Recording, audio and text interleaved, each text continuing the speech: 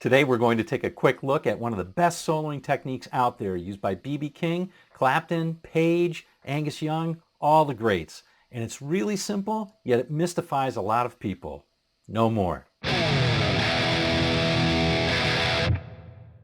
We've all heard it. It's a sound most identified with Eric Clapton or B.B. King, but many others used it to great effect as well. Here's what it sounds like, an example from Eric Clapton.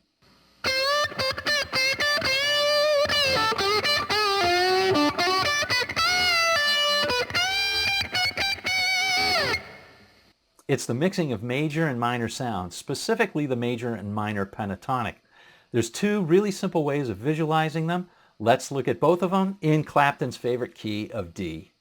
The first method is the 3-fret shift. We start with a minor pentatonic, D minor shown here, and the major pentatonic is exactly the same shape, but just 3 frets toward the headstock of the guitar. Now, using this concept is straightforward if somewhat mechanical. For getting tough, edgy sorts of sounds, use the minor pentatonic. And for getting sort of party time sounds or bright sounds, shift that down 3 frets, use the same pattern, and use the major pentatonic. Now, Eddie Van Halen integrated them both into a single line like this.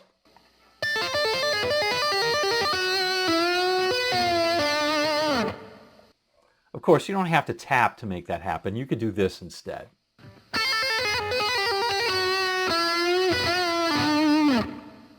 So that's an easy way of thinking about the major and minor pentatonic, but it's perhaps not the best way to combine the two to make single lines.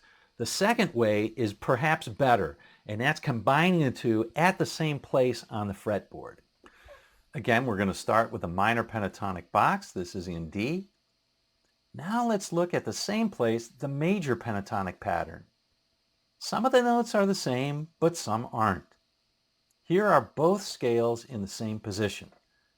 The common notes are shown in blue. Now, this is definitely more difficult to learn and to use, but it's 100% worth it because you can seamlessly use the major and minor pentatonic in your lines. For example, here's a Clapton-ish line that he might have used in something like Crossroads. And here's a line similar to one in the solo to Angus Young's You Shook Me All Night Long.